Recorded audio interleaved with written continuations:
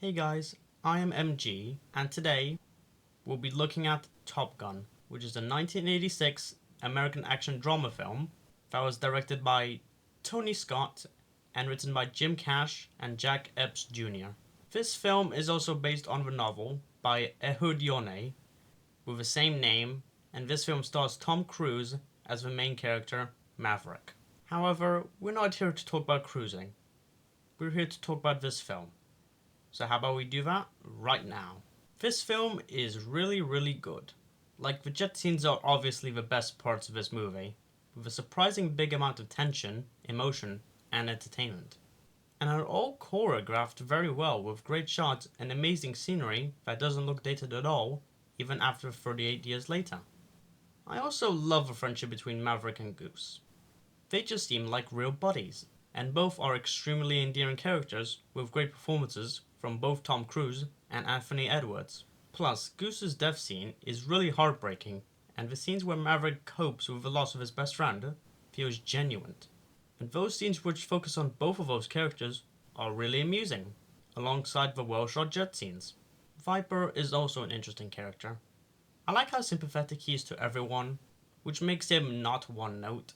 And it's neat that he actually had some experience with Maverick's dad, and the scene where Viper is talking to Maverick about his options does a really well job into exploring both of these characters in a really realistic way.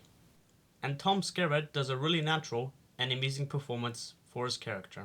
The music by Harold Faltermeyer brings such an ominous and fun tone to it that it's probably one of the best film scores ever made, because it achieved its goal into what it was going to be, and how it would affect the film in a positive way. But outside of those scenes and characters, the other ones are not really intriguing, and it's kind of jarring watching those scenes compared to the good ones. Like, the chemistry between Maverick and Charlotte is really nothing special, and I don't find Charlotte compelling at all, and it's crazy how much she doesn't affect the story, despite Kelly McGillis doing a solid performance for her. I also couldn't care less about Iceman. He is such an anti-villain where he never feels like a good or a bad guy. He's just there talking a lot of bull script, and Val Kilmer does a decent job, but the writing is completely the other way around. Another thing that I hate about this movie is how clunky it tells its storytelling. Let me summarize it for you. There's a jet fight. The bald man is mad at Maverick, so he sends him to training school, which he hasn't done before for some obscure reason, so that's totally believable. Anyways, he goes to school, flies around in a jet, gets a girlfriend, sees his best friend die, feels guilty, quits the school, then goes back, and lastly has another jet fight and reunites with his girlfriend.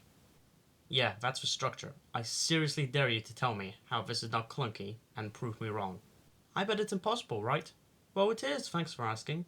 So yeah, the plot structure feels random and isn't really well connected. Also, in the opening scene, a pilot gets scared in a really dramatic way while battling, so he quits and is never shown again. Then why is his panic attack so dramatic when you remove him completely from the story?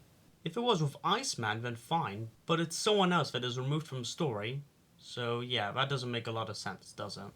Overall, this still is a really good film, with great performances, music, and cinematography, but the only true highlights are the jet scenes, the connection between Maverick and Goose scenes, and Maverick coping with the loss of Goose scenes, while everything else, like the romance scenes or every other scene, just seems quite tedious, and drive away from the main plot, which was already told in a really messy and awkward way. But still, an enjoyable film. 7.7 out of 10. Goodbye everyone, and thank you for watching. Bye.